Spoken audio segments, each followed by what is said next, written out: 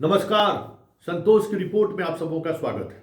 और आज हम संतोष की रिपोर्ट में बात तेजस्वी के उस फायर ब्रांड चरित्र के बारे में कर रहे हैं जो पिछले 24 घंटे से अचानक सक्रिय हो गया है। फायर ब्रांड इसलिए कह रहे हैं कि नीतीश कुमार को लेकर पटना पहुंचने के बाद कल जिस अंदाज में उन्होंने अपनी बात रखी थी, आज उससे वो 2 कदम आगे बढ़ गए और उन्होंने यहां तक कह दिया कि नीतीश कुमार को तो लोगों ने कैद कर रखा है। नीतीश कुमार उस मानसिक स्थिति में नहीं है, हमें मिलने दिया जाए। हमारे चाचा को जो है सो लोग बंद कर रखा है तहखाने में। इस तरीके का आरोप, मतलब कह सकते हैं कि ये जो आरोप है वो वाकई में गंभीर आरोप ही नहीं है। तेजस्वी जिस अंदाज में बात रख रहे हैं उससे और उसकी गंभीरता बढ़ती जा रही है और हर बात की किस तरीके से सरकार के नहीं होने का एहसास हो रहा है। कुछ लोग हैं जो सरकार चला रहे हैं, कुछ लोग हैं जो रिटायर्ड आईएएस अधिकारी हैं जो ट्रांसफर पोस्टिंग के सहारे दिखता है कि सरकार चल रहा है। नीतीश कुमार उस मना स्थिति में नहीं है। नीतीश कुमार को जनता के बीच लाना चाहिए कि नीतीश कुमार किस स्थिति में है। नीतीश कुमार को इन लोगों ने कैद कर रखा है। ऐसी बहुत सारी बातें आज फिर से दोहराया है तेजस्वी ने। ऐसे में सवाल उठना लाजमी है कि तेजस्वी अब किस तरीके की राजनीति साधना चाहते हो। क्या तेजस्वी ने अब ये मान लिया है कि अब नीतीश कुमार को लेकर सरकार में साथ आने या सरकार के साथ गठबंधन बनाने की बात जो कहीं न कहीं उनके ऑफेंसिव होने पर रोक रहा है, अब उसको तोड़ना चाह रहे हैं, या फिर अब नीतीश कुमार को लेकर एक अलग रणनीति के सहारे बिहार को साधना चाह रहे हैं, क्योंकि उनको पता है कि नीतीश कुमार के खिलाफ जिस तरीके का माहौल बनाने की कोशिश हो रहा है उनके द्वारा, ऐसे में उनके वोटर भ्रमित हो सकते हैं और वोटर भ्रमित हुए और उस वोट में बंटवारा हुआ तो फिर आरजेडी को बड़ा फायदा हो सकता है। ये बात हमें लगता है कि तेजस्वी ने समझ लिया है। इसलिए अब गोल गोल बात करने के बजाय जो है सीधे अब अटैक करने लगे और वो भी अटैक इस तरीके से जैसे पिछड़ा समाज का बेटा को बंधक बना लिया गया है, पिछड़ा समाज के बेटे को कैद कर लिया गया। बहुत सारी बातें इस तरीके से उन्होंने कही है। बीपीएससी के छात्रों को लेकर जो बातें हो रही है उसको भी उन्होंने खुलकर कहा। प्रदेश में जो सिचुएशन है उस सिचुएशन के बारे में भी उन्होंने खुलकर कहा। मतलब आज अंदाज ही कुछ और अलग था। इस तरीके से वो अपनी बातों को रखा, लगा ही नहीं कि तेजस्वी नीतीश कुमार के बारे में इस तरीके की बातें करेंगे, क्योंकि ये एक बड़ा बदलाव दिख रहा है बिहार की राजनीति का। और अब तेजस्वी इस नैरेटिव को सेट करने में लग गए हैं कि नीतीश कुमार अब किसी काम के लायक नहीं रहे। जरा सुनिए क्या कह रहे हैं तेजस्वी। यहाँ कोई सरकार है ही नहीं और सरकार जो है उनको होश नहीं है। पहली बात, चिराग पासवान हो, जीतन राम मांझी हो या उनके दोनों उप मुख्यमंत्री हों बीजेपी के, पहले ये हमेशा कहते थे कि नीतीश जी की मानसिक संतुलन जो है वो ठीक नहीं है। अब स्थिति ऐसी आ रही है कि अब चर्चा करना पड़ेगा कि यहाँ सरकार है भी कि नहीं। अगर है तो माननीय मुख्यमंत्री जी को लीड करना चाहिए, तो वो निर्णय लेने लायक अब नहीं रह गए। कोई भी विषयों पर निर्णय जो लेना हो वो नहीं ले पा रहे, तो आखिर सरकार कौन चला रहा है? तो सरकार जो है चंद रिटायर्ड अधिकारी और 2 एक नेता हैं जो 2 दिल्ली में 2 पटना में हैं, वही लोग अपने फायदे के लिए निर्णय ले रहे हैं। उन लोगों का कुछ नहीं है, बीजेपी से तालमेल है, उन लोगों को अपना देखना। बिहार को इन लोगों ने छोड़ दिया, बिहार की जनता को छोड़ दिया। यहाँ लोग जो है आप देखिएगा, नौजवान हो, पीड़ित हो, किसी से संवाद नहीं। मुख्यमंत्री यात्रा पर निकले, कोई संवाद नहीं, ना मीडिया से बात, ना बाहर बात, ना सदन के अंदर बात, ना हमारे चिट्ठी का कोई जवाब, ना किसी का जवाब, ना केजरीवाल जी का जवाब वो नहीं देते हैं उनके चिट्ठी का। अरे केजरीवाल जी मुख्यमंत्री रह चुके हैं भाई, और उनके चिट्ठी का जवाब संजय झा देंगे? जी तो आप देखिए क्या स्थिति हो गई है। ये पूरी तरीके से नीतीश कुमार जी को इन लोगों ने कैद कर रखा है।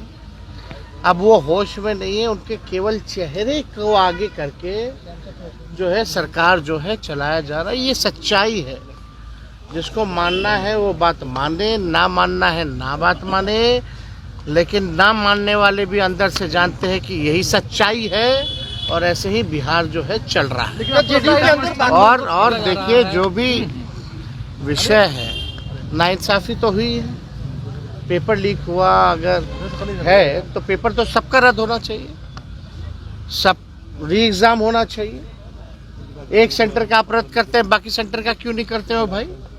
बल्कि शिकायतें जो है हर जगह से आ रही है, रफ्तार नीचे कर। तो ये पूरी तरीके से देखिएगा, जो 17 महीने जो हम लोगों की सरकार थी, लोगों के चेहरे पे खुशी थी, लोग खुश थे।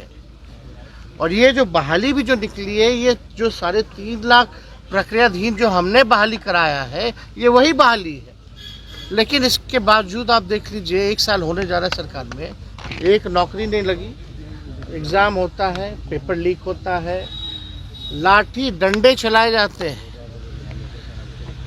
लोगों के छात्रों के आंखों में आंसू है, पीठ पे लाठी का दाग है, सर कपार फटा हुआ है।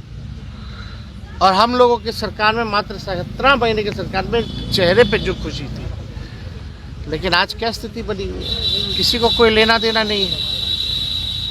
ये लोग डबल इंजन की सरकार, किस बात का डबल इंजन की सरकार? ये कोई जनता की सरकार है क्या? पूरी तरीके से यहाँ जो है प्रशासनिक अराजकता जो है फैल चुकी है और पूरी तरीके से अफसरशाही लागू। तो आपने सुना तेजस्वी क्या कह रहे हैं, उनका अंदाज क्या है। मतलब अब साफ है, अब सीधी लड़ाई होगी। कोशिश इनकी यही है कि अब नीतीश कुमार इस लड़ाई के से बिहार में जो एक माहौल है कि भाई नीतीश कुमार जिसके साथ रहेंगे उसकी सरकार बनेगी। एक मार्जिनल वोटर इतना है जो नीतीश कुमार के साथ हमेशा किसी भी परिस्थिति में बना रहेगा। उस वोटर को कैसे तोड़े, या उस वोटर तक कैसे ये संदेश पहुंचे कि नीतीश कुमार अब पहले वाले नीतीश कुमार नहीं है, नीतीश कुमार अब उस मानसिक स्थिति में नहीं है, नीतीश कुमार अब उससे आप कुछ उम्मीद भी नहीं कर सकते हैं। ये सारी बातें जिस तरीके से तेजस्वी कहना शुरू किए हैं, हमें लगता है कि आने वाले समय में तेजस्वी अब इस रणनीति पर काम करना शुरू कर दिए हैं कि अब बात काका का नहीं होना चाहिए, अब काका के स्वास्थ्य की बात होनी चाहिए, काका के मन स्थिति की बात होनी चाहिए। ये बात होनी चाहिए कि देखिए काका को कौन कौन लोग घेर कर रखे हुए हैं। दीपक कुमार है मुख्यमंत्री आवास में, संजय झा है, लल्लन सिंह है, अशोक चौधरी हैं, ये लोग हमारे नेता को बंधक बना रखा है या कैद कर रखा है। मतलब वहां भी उस कास्ट पॉलिटिक्स को ये एक नई दिशा या नई हवा देने की कोशिश कर रहे हैं, जो बिहार का तासीर है। कास्ट का जो इमोशन है ना, वो बहुत खतरनाक तरीके से उपजता है और बहुत ही खतरनाक तरीके से एक्ट भी करता है। अरे वाकई में नीतीश जी को कैद कर रखा है ये लोग। देख रहे हैं, भाषण उसन भी आजकल नहीं दे रहे हैं, सिर्फ घूमते हुए टीवी पर देखते हैं, बोलते भी कुछ नहीं है, मीडिया से भी कोई बात नहीं करते हैं। मीडिया सवाल करता है तो उनको जबरन गाड़ी में बिठा दिया जाता है। कई ऐसे वीडियो हैं जिसमें हम लोगों को नीतीश जी से अलग रखा जाता है, हम लोग उन तक पहुंच नहीं पाते हैं, अपनी बात कह नहीं पाते हैं।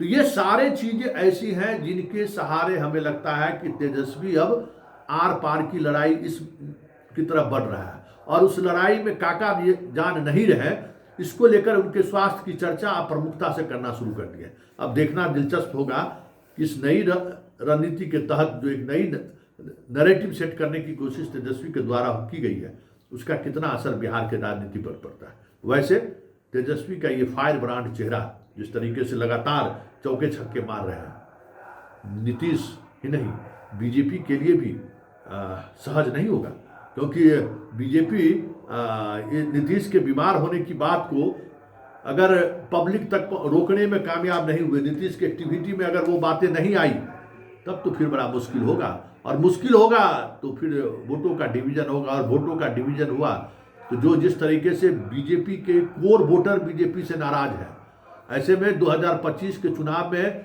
एक अलग तरीके का फिजा आपको देखने को मिल जाए तो ये भी कोई बड़ी बात नहीं होगी।